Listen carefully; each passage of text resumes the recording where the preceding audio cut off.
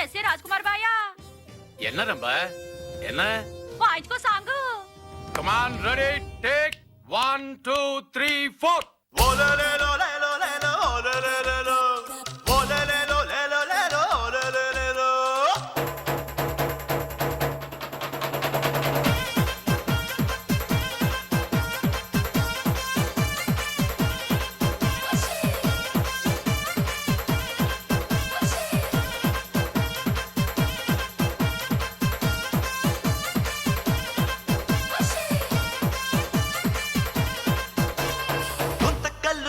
చూడరో రెండు కళ్ళు చాలా బావురో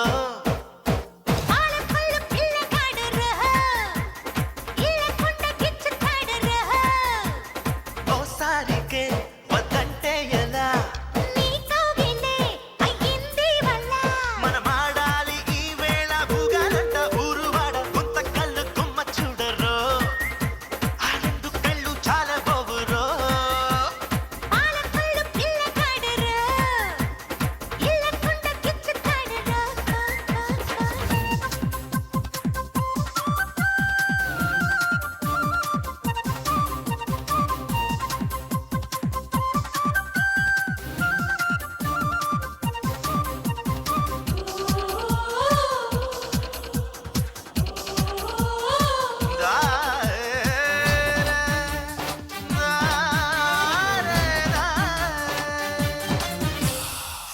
పల్లి సంతలోన సీర కొని తెచ్చాలే రాజమండ్రి సందులోన లైక నీకు కొన్నాలే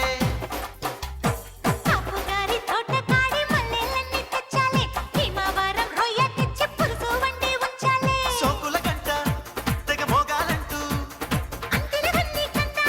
అడిగినవన్నీ ఇచ్చేసి నచ్చినవన్నీ దోచేసి అందించు అందం మొత్తం అదిరేలా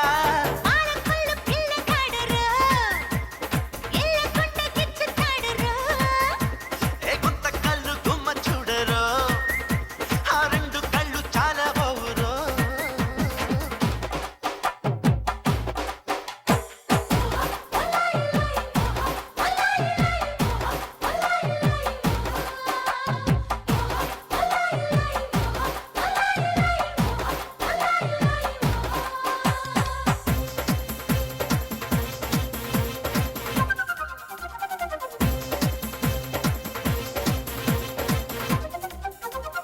రాణి గారి కోటలోన మోణిలోన చూశాలే నోరు ఊరి గోల చేస్తే ఆగలేక వచ్చాలే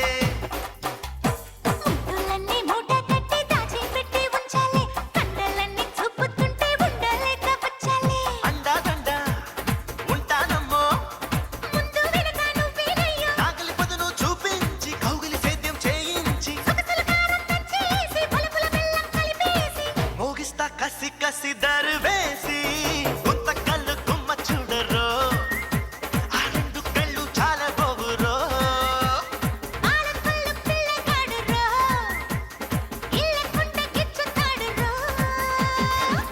శివయ్య ఇది చూడు ఆ అబ్బాయి గారు అమెరికాలో ఉంటారు కదండి చాలా బాగున్నారండి కదండి ఆ మాట నువ్వంటే కాదు మీ చెల్లెలు కూడా అనాలిగా ఏంటి అర్థం కాలేదా?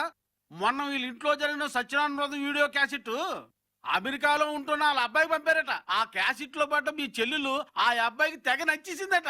నువ్వు సరేనంటే వాడు ట్రైనింగ్ నుంచి రాగానే వాడికి నీ చెల్లెల్నిచ్చి పెళ్లి చేద్దామని మేము నిర్ణయించుకున్నాం. కల కాదు కదా? కాదురా, నిజం. నా చెల్లికి అవునరా? రేయ్, నంది చూడరా, నా చెల్లికి పెద్దింటి సంబంధం చేయాలనుకున్నాను, కానీ ఇంత గొప్పింటి సంబంధం దొరుకుతుంది అనుకోలేదు. మాకొక్కడే కొడుకు, ఈ ఇంటికొచ్చే కోడలు మా అబ్బాయికి భార్యగానే కాకుండా మా కూతురుగా కూడా ఉండాలని మా ఆశ. ఆ లక్షణాలన్నీ మీ చెల్లెల్లో ఉన్నాయి. అందుకే మాకు బాగా నచ్చింది. నువ్వు ఇప్పుడే నీ నిర్ణయం చెప్పక్కర్లేదు. నీ చెల్లెలు ఉద్దేశం అడిగి తెలుసుకున్నాకే చెప్పు. భలేవారండి, నేను అవునంది నా చెల్లి ఎప్పుడు కాదందు. నేను ఒప్పుకుంటే తను ఒప్పుకున్నట్టే. లక్ష్మమ్మకి మనం కోరుకున్నట్టే మంచి సంబంధం దొరికింది.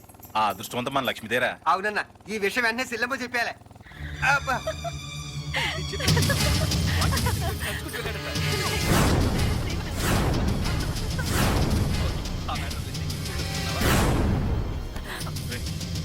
చూడరా వాడు ఈ లోఫర్ గాడితో నా చెల్లెలు అన్నా వద్దన్నా వదలరా.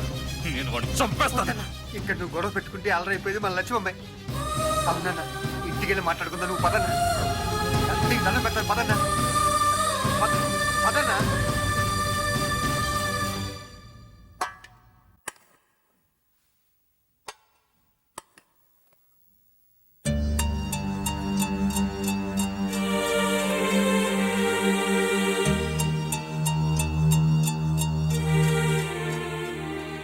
ఏంటన్నయ్య ఇందాకటి నుంచి చూస్తున్నాను మీరిద్దరూ ఏదో ఆలోచిస్తున్నారు కానీ అన్నం తింటలేదు ఏ ఆ, అది సంతోషం కదమ్మా.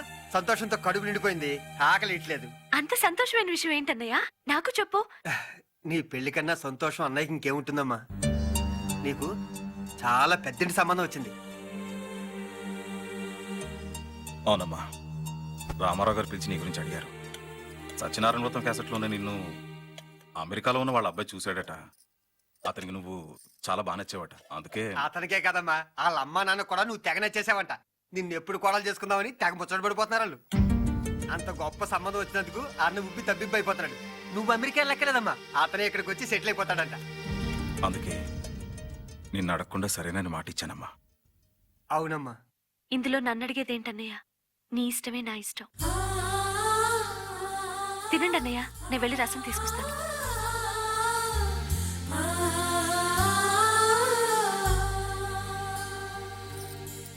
ఈశ్వరా నేనేది చెప్పకపోయినా నా మనసుకు నచ్చేదే అన్నయ్య చేసేవాడు. అన్నయ్యకు నచ్చందేది నా మనసులో నేనెప్పుడూ కోరుకోలేదు. నా పెళ్లి విషయంలో మాత్రం మా ఇద్దరి అభిప్రాయాలు ఎందుకు ఎదురుబొదురు చేశాం? నా మనసులో ఏముందో తెలుసుకొని చేసే అన్నయ్యకి నా కాబోయే భర్త విషయంలో నా మనసు ఎందుకు తెలియకుండా చేశావు? నిర్ణయం నీ చేతుల్లో పెట్టుకొని దేవుణ్ణి అడుగుతావేంటి? అన్నయ్య నాకు దేవుడి కంటే ఎక్కువ కనుక. ఆహా, అయితే మనం ప్రేమించుకున్న విషయం ఆ దేవుడి దగ్గరే చెప్పలేకపోయావా? ఈ దేవుడి దగ్గరకు వచ్చి ఎందుకు బాధపడ్డావు? అన్నయ్య నా పెళ్లి విషయంలో తన నిర్ణయం చెప్పకముందే మన ప్రేమ విషయం చెప్పనందుకు. అంతకంటే నీకు ఆ పెళ్లి ఇష్టం లేదని ధైర్యంగా చెప్పేయచ్చుగా. చెప్పలేను. మా అమ్మ చనిపోయినప్పుడు తప్ప ఇంతవరకు ఎన్ని కష్టాలు వచ్చినా మా అన్నయ్య కళ్ళల్లో నేను కన్నీళ్లు చూడలేదు. ఇప్పుడు నేను నిన్ను పెళ్లి చేసుకుంటే మన పెళ్లి గురించి అన్నయ్య కళ్ళల్లో నీళ్లు తిరిగితే నేను అసలు చెల్లినే కాను. ఏంటి అన్నయ్య అన్నయ్య అంటావు? అతనికి ఆవేశం వస్తే ఏది ఆలోచించాడు. ఆ రోజు కూడా నీ ఫ్రెండ్ని నా బర్త్డే గురించి నీ కబురు చెప్పమని అడుగుతుంటే నన్ను అపార్థం చేసుకుని నా మీద చేయి చేసుకున్నాడు. నేను ఎందుకు తిరగబడలేదో తెలుసా? మన ప్రేమ కోసం, నీ కోసం. పద మన ఇద్దరు వెళ్ళి మీ అన్నయ్య కాళ్ళు పట్టుకుని అడుగుదాం. అజయ్, అన్నయ్య వాళ్ళకి మాట ఇచ్చేశాడు. అన్నయ్య మాట తప్పడానికి వీల్లేదు. నా మీద నీకున్నది కేవలం ప్రేమ, కానీ అన్నయ్యకి నేనంటే ప్రాణం. దయచేసి నన్ను మర్చిపో. అది కదా లక్ష్మి, నేను చెప్పేది విను. మరి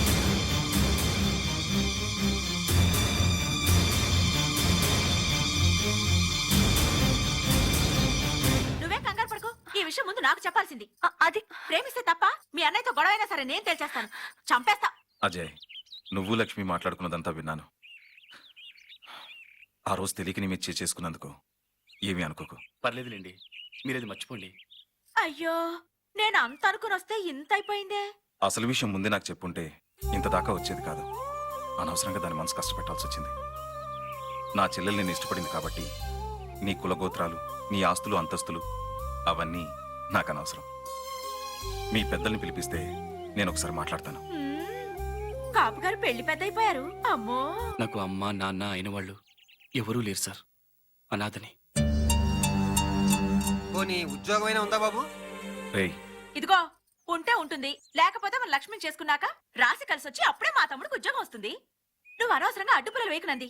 ఆ, నేను శ్రీచరణ్ సాఫ్ట్వేర్ కంపెనీలో జాబ్ చేస్తున్నాను సార్. 15,000 జీతం. మీరేమీ అనుకోకపోతే అక్కడ జాబ్ చేస్తూ ఇక్కడ మీతోనే మీ ఇంట్లోనే ఉందాం అనుకుంటున్నాను. ఇంకేంటి కాపు గారు, పెళ్ళైతే నీ చెల్లి ఇంకో ఇంటికి వెళ్ళిపోతుందని బాధపడిపోయేవాడు కదా. ఎప్పటికీ నీ దగ్గరే ఉండేలా పుట్టిల్లు అత్తిల్లు ఒకటిగా చేసే మొగుడిని ఎన్నుకుంది. ఇంకా ఆలోచన ఏంటి? ముహూర్తాలు పెట్టించేయి. పెట్టించేయి. రేయ్, ముహూర్తాలు 2 సార్లు పెట్టరు. ఆ? గుళ్ళోనే పెట్టించేశాను ముహూర్తం. అమ్మ కాపు గారు. మ్మ్. వాన వాన